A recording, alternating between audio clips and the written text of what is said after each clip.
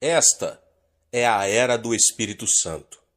Jesus disse a seus discípulos que era necessário que ele fosse embora para que o Espírito viesse sobre a igreja. E no dia de Pentecostes, o Espírito desceu sobre os 120 crentes fiéis que estavam aguardando sua presença em Jerusalém e os encheu de poder. Isso foi o cumprimento da profecia de João Batista. Por ocasião do batismo de Jesus, o Espírito Santo foi simbolizado por uma pomba. O motivo de a pomba ser empregada como símbolo do Espírito está relacionado com a natureza e a personalidade dele. A pomba é uma criatura muito branda e o Espírito Santo também o é. Só começamos a entender a natureza do Espírito Santo depois que começamos a ter comunhão com ele. No Antigo Testamento, não vemos o Espírito Santo como uma personalidade distinta. No Novo Testamento, ele apresenta Cristo de tal maneira que é possível não notarmos como é rica a natureza da terceira pessoa da Trindade. E como podemos chegar a conhecer o Espírito Santo? Só nos tornamos conscientes da sua natureza quando nos entregamos de fato à oração. De todos os evangelhos, o que contém mais referência ao Espírito Santo é o de João. No capítulo 14, ele é identificado como o Espírito da Verdade e como o Consolador. É o Espírito da Verdade porque nos revela a profundidade e o significado da palavra. É o Consolador porque dá ao nosso coração uma paz que o mundo não pode conceder. Para o mundo só existe paz quando cessam as hostilidades. Mas o Espírito Santo nos dá paz em qualquer circunstância. Assim, quando aprendemos a andar no Espírito, aprendemos a viver em paz e em verdade. Então, se alguém não experimenta a verdade em sua vida, ou se não caminha na paz de Deus, provavelmente não está andando no Espírito. O Espírito Santo pode abençoar-nos quando lemos a Bíblia.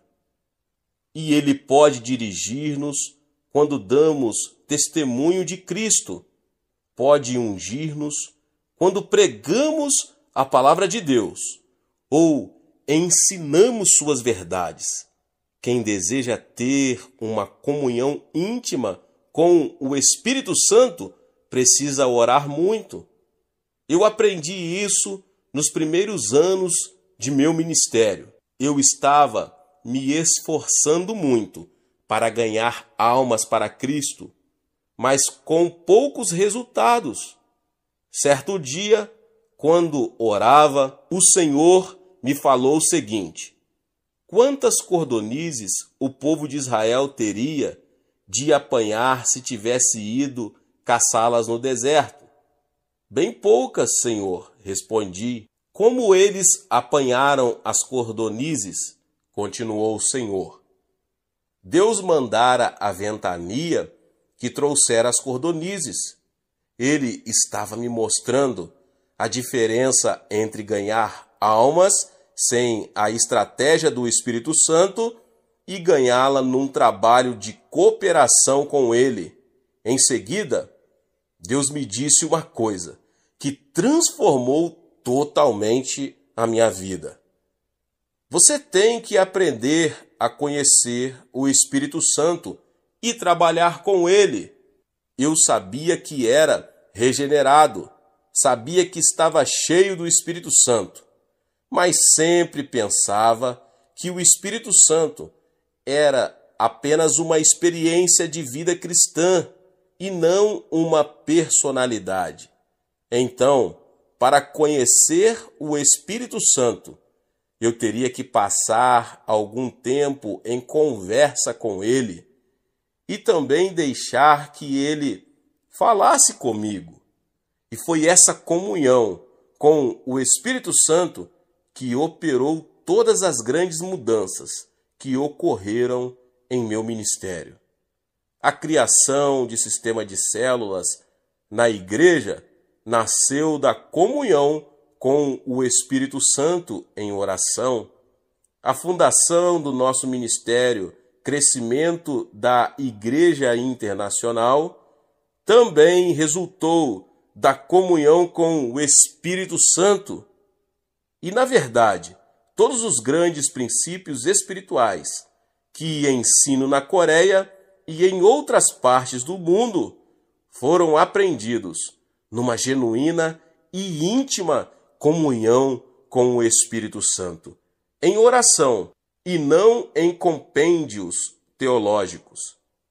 E essa comunhão com o Espírito Santo tem sido vital em minha vida pessoal. Eu não poderia mais viver sem essa doce comunhão com a presença dele, com a qual já me acho tão familiarizado. Pela manhã, sinto um revigoramento que me vem dele e inunda meu coração. E assim tenho forças para enfrentar todos os problemas daquele dia, sabendo que serei vitorioso em todas as situações. Já descobri também que não tenho capacidade própria para resolver os milhares de problemas que me são trazidos diariamente. Mas sei que posso dizer para o Espírito Santo: Doce Espírito, quero contar-te um problema. Sei que conheces a mente de Deus e sabes a solução para ele. E então, com toda confiança, fico aguardando pela resposta. Já percebi também que essa comunhão diária com o Espírito Santo é imperiosa para mim, pois nesses anos todos descobri que ele me renova espiritual, mental e fisicamente.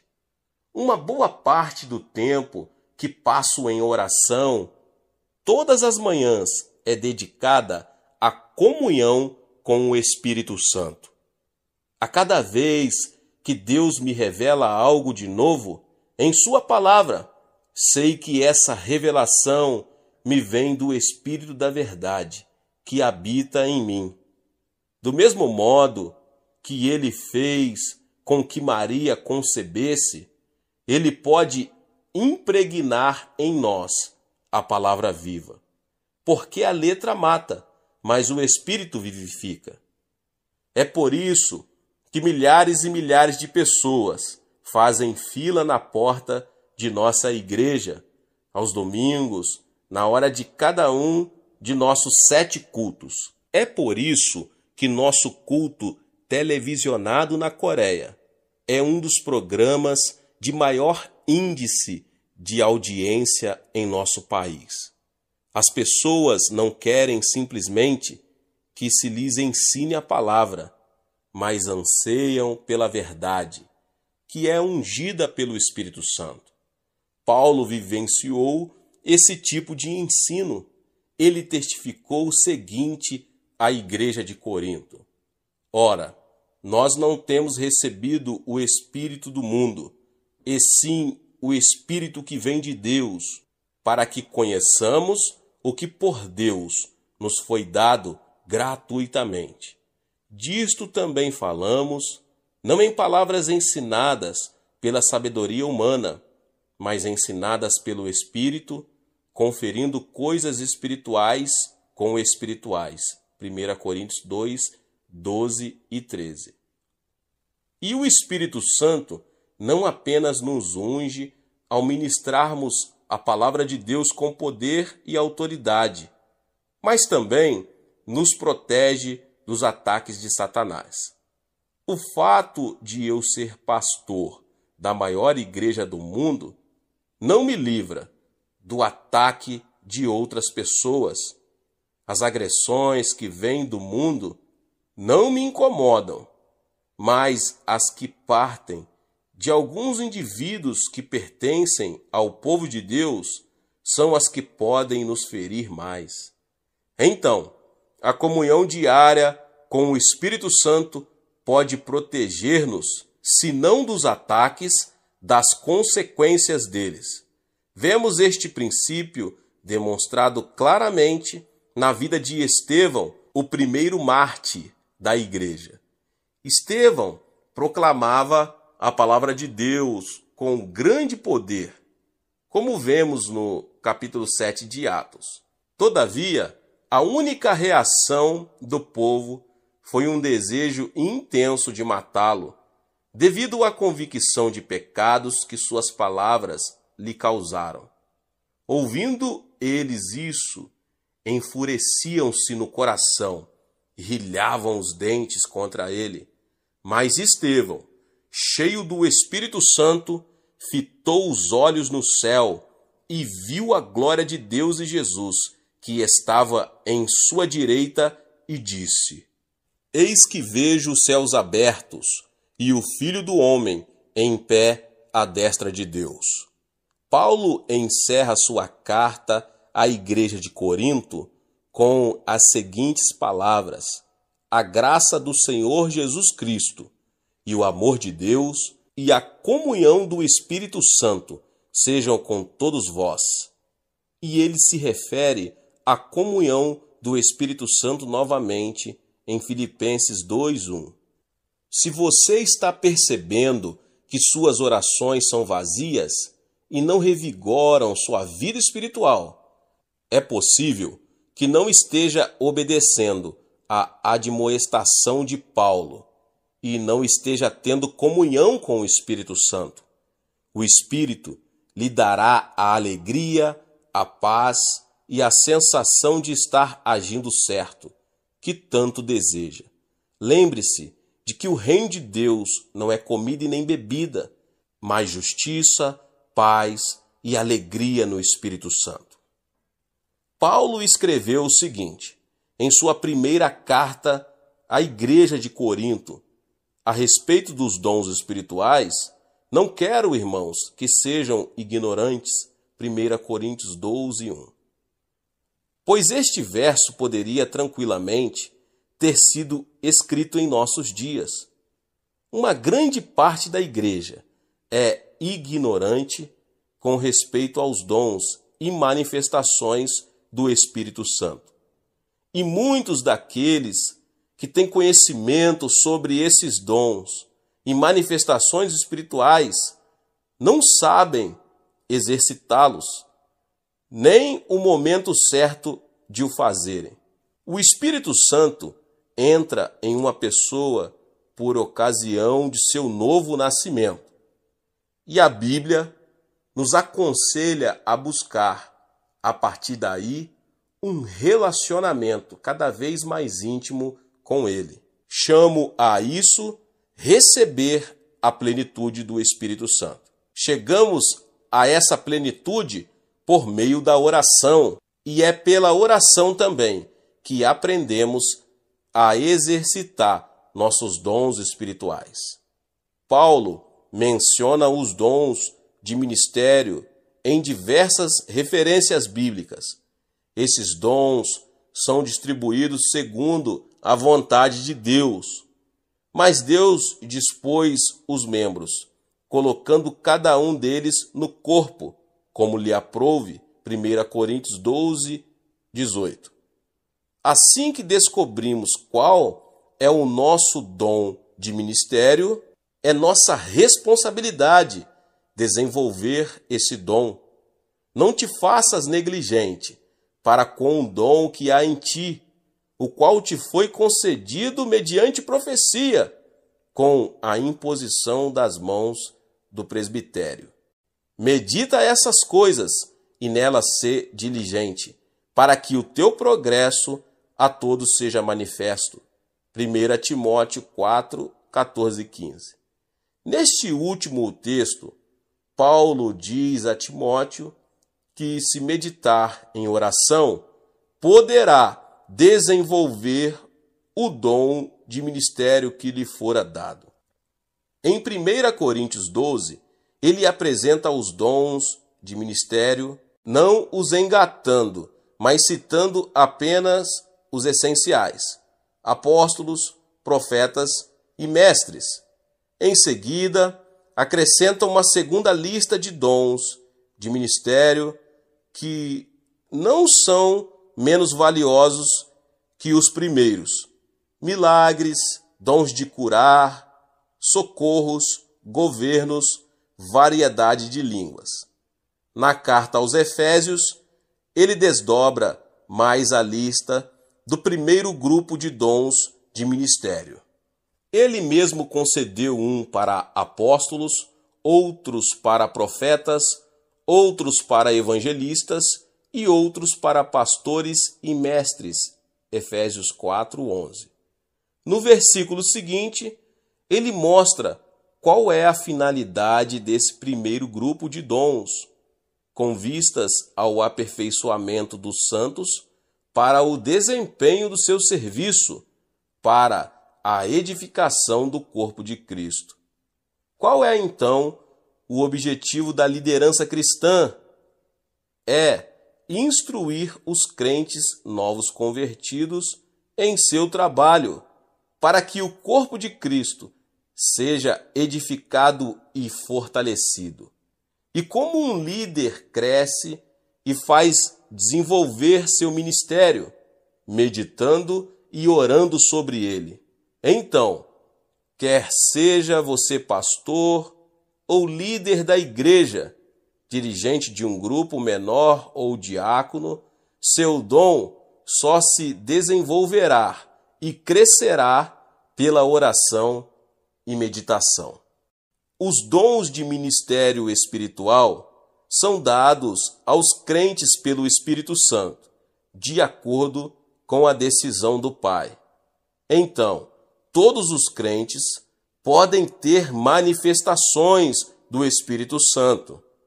A finalidade dessas manifestações é a edificação de todos que se acham reunidos ali.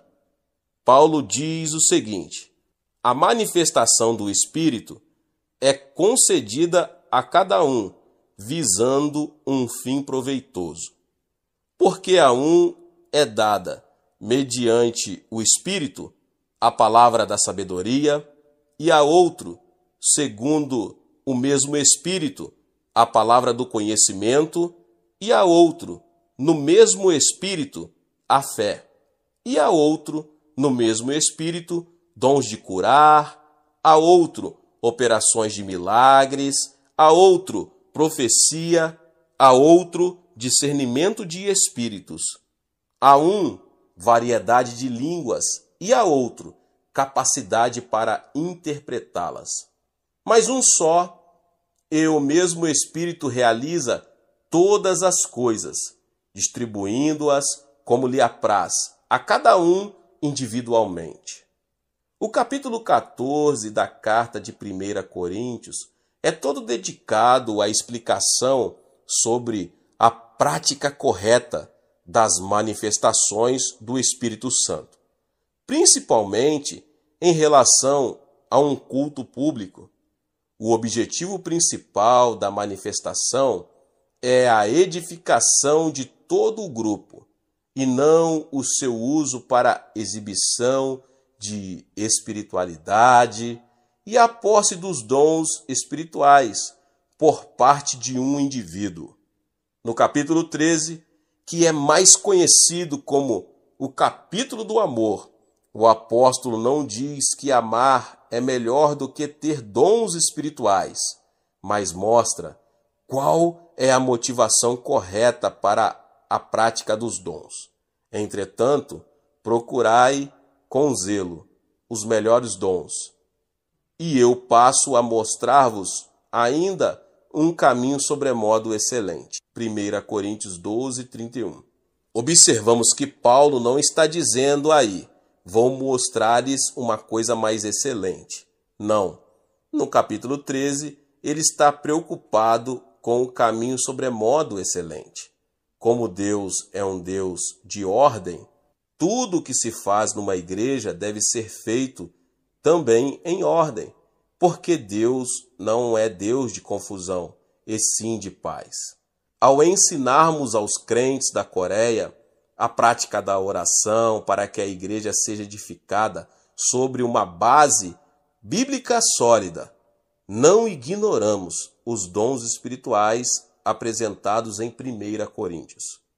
O meio de se cultivar os dons e manifestações espirituais é dedicar-se à oração.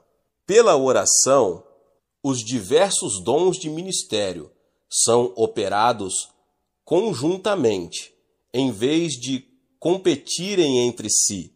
Pela oração, aprendemos a ter motivação do amor, o qual mantém todos os dons e manifestações espirituais em sua dimensão correta. A oração é a chave da vitória.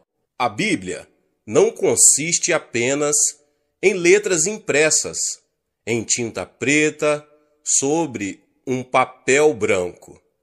É mais que isso. As palavras impressas nela não são meras palavras, são a palavra de Deus. Deus é Espírito, e importa que os seus adoradores o adorem em espírito e em verdade. João 4:24. Jesus disse o seguinte: o Espírito é o que vivifica, a carne para nada aproveita. As palavras que eu vos tenho dito são Espírito e são vida. João 6:63. Portanto, o Espírito Santo pode criar em nós uma sensibilidade espiritual, de forma que sejamos capazes de entender a palavra de Deus numa nova dimensão, numa dimensão muito maior. Paulo salienta também este ponto. Mas falamos a sabedoria de Deus em mistério, outrora oculta, a qual Deus pré-ordenou desde a eternidade, para a nossa glória. Sabedoria essa que nenhum dos poderosos deste século a conheceu, porque se a tivessem conhecido, jamais teriam crucificado o Senhor da glória. Mas como está escrito, nem olhos viram, nem ouvidos ouviram, nem jamais penetrou ao coração humano o que Deus tem preparado para aqueles que o amam. Mas Deus no-lo revelou pelo Espírito, porque o Espírito a todas as coisas perscruta, até mesmo as profundezas de Deus. Paulo enfatiza também a importância de se procurar entender a palavra de Deus debaixo da unção do Espírito Santo que recebemos pela oração. Diz ele: ora, o homem natural não aceita as coisas do Espírito de Deus, porque lhes são loucura, e não pode entendê-las, porque elas se discernem espiritualmente. A razão por que o mundo não compreende a palavra de Deus, apesar de toda a sua sabedoria natural, é que a palavra de Deus se situa numa dimensão superior ao conhecimento e sabedoria naturais. Ela contém uma dimensão espiritual que não pode ser entendida sem a orientação do Espírito Santo de Deus. Meus irmãos e irmãs, sempre que pego a Bíblia, o mais precioso bem material que tenho, oro ao Espírito Santo. Ó Espírito Santo, abre meus olhos para que possa ver a verdade de Deus em tua santa palavra. E como é maravilhoso estudar a palavra de Deus depois de orar. A fé vem pelo ouvir, e o ouvir pela palavra de Deus, escreveu Paulo aos Romanos. Deus aumenta a nossa fé na medida em que cultivamos o ouvir, ou a sensibilidade espiritual. Adquirimos sensibilidade espiritual estudando a palavra de Deus em espírito de oração. Nossa dependência de Deus aumenta nossa sensibilidade espiritual. Já aprendi que quando confio inteiramente no Senhor, Ele me orienta e me dá compreensão espiritual.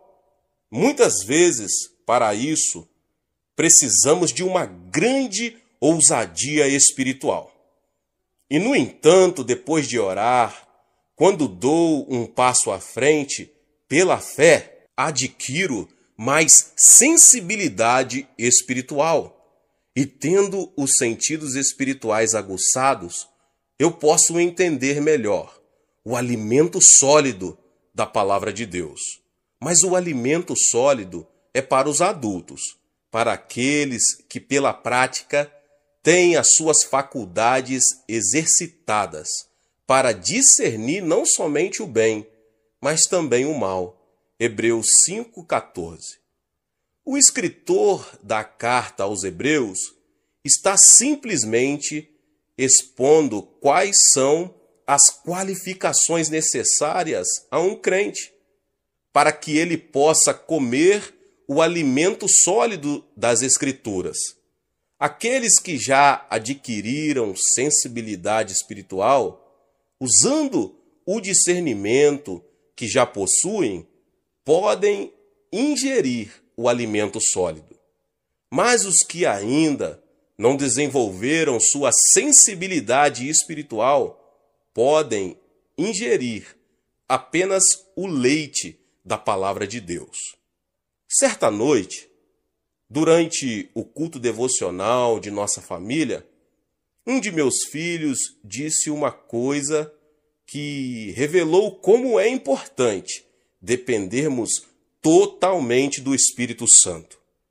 Meu filho mais velho disse o seguinte a Grace, minha esposa: Mamãe, eu não vou ficar orando tanto tempo como o papai. Eu sou jovem e tenho confiança em mim. Não preciso orar tanto quanto ele ora, porque teria que pedir tudo a Deus. Muita coisa posso fazer eu mesmo, sozinho. Enquanto ouvia aquelas palavras, senti meu coração tomado por uma grande compaixão para com meu filho adolescente. Então respondi com muita sinceridade: disse, você e seus irmãos olhem para o papai e escutem com muita atenção. Todo mundo aqui na Coreia conhece seu pai, não é verdade? É, responderam eles. O pai de vocês hoje é o pastor da maior igreja do mundo, não é? É sim, disseram eles. Então olhem para mim. Há algum tempo estava sofrendo de tuberculose e quase à morte. Não havia nenhum médico que conseguisse curar-me. Além disso, o pai de vocês era muito pobre e não tinha meios de ir para um hospital para se tratar. Parei de estudar após o primeiro ano do colegial. Não possuo uma elevada posição social, não tenho antepassados famosos e, como pessoa, não tenho nada de que me gabar.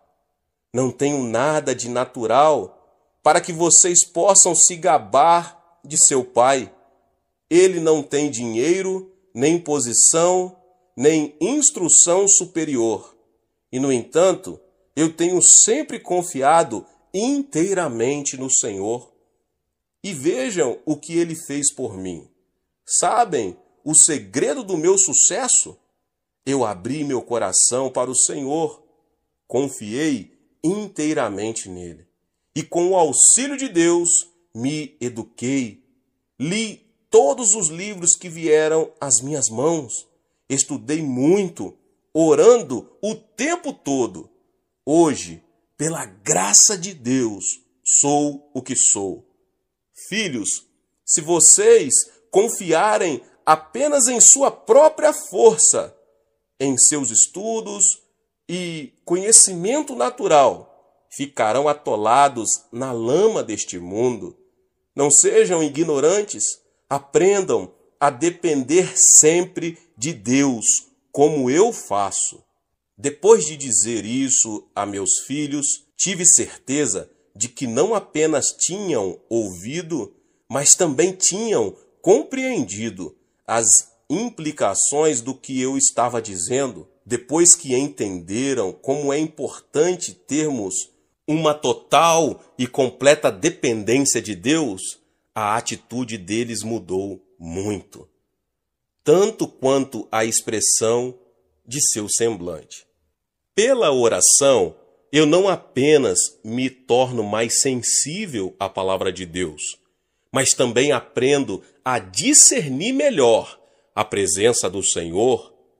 Há momentos quando estou em oração e comunhão com Deus, em que a presença dele é tão real que tenho a sensação de que ele está ali, pertinho, e posso até tocar nele.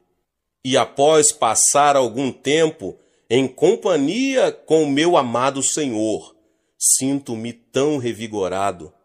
Se uma pessoa não goza desse tipo de comunhão com Deus em oração, a vida cristã pode tornar-se muito cansativa e rotineira, principalmente se ela está no ministério pastoral. Se você ainda não experimenta regularmente esta comunhão, está na hora de começar agora. Pegue agora a sua Bíblia, a palavra de Deus, e comece pedindo ao Espírito Santo que faça que a presença de Cristo torne-se bem real para você. Peça-lhe que lhe dê uma nova compreensão de sua palavra. Peça-lhe que o coloque numa nova dimensão de comunhão com o Espírito Santo, para que você possa ter uma sensibilidade espiritual para a glória e honra do Senhor. Deus te abençoe mais uma vez, você que ouviu essa palavra. Se você não é inscrito no canal, se inscreva no canal. Todos os dias são postados vídeos abençoados aqui no canal. Ative também o sininho das notificações. Deixe também o seu like. E não esqueça de compartilhar este vídeo, esta palavra, com mais pessoas. Nos vemos nos próximos vídeos. Amém!